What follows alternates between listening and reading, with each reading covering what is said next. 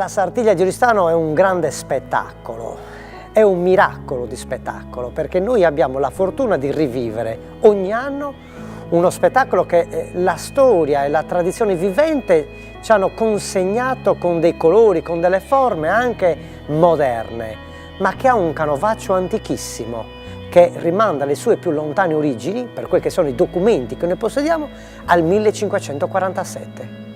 La Sartiglia più antica che abbiamo documentata nell'archivio storico del Comune di Oristano ricorda un evento celebrativo per festeggiare una vittoria di Carlo V, imperatore e re di Spagna, e in tutte le città del Regno di Spagna bisognava celebrare questa vittoria di Carlo V contro i principi tedeschi protestanti, 1547. Questa è la più antica attestazione della corsa. Ma la Sartiglia è come la giostra della Quintana, è come la giostra del Saracino di Arezzo, ovvero è uno spettacolo equestre offerto al pubblico.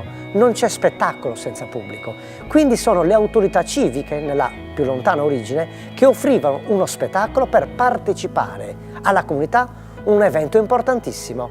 Nascite di principi, matrimoni. Abbiamo festeggiato anche l'invenzio delle spoglie di Sant'Archelao, così come fecero le Iglesias per il trasferimento delle spoglie di Sant'Antioco da Sant'Antioco a Iglesias. Ma lì ne hanno solo una.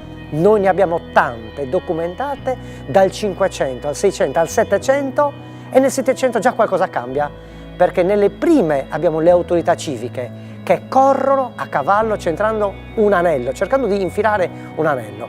Nel 700 le autorità civiche invitano i gremi, tutti e 7 i gremi cittadini, a fare le loro dimostrazioni di festa e i contadini corrono alla stella.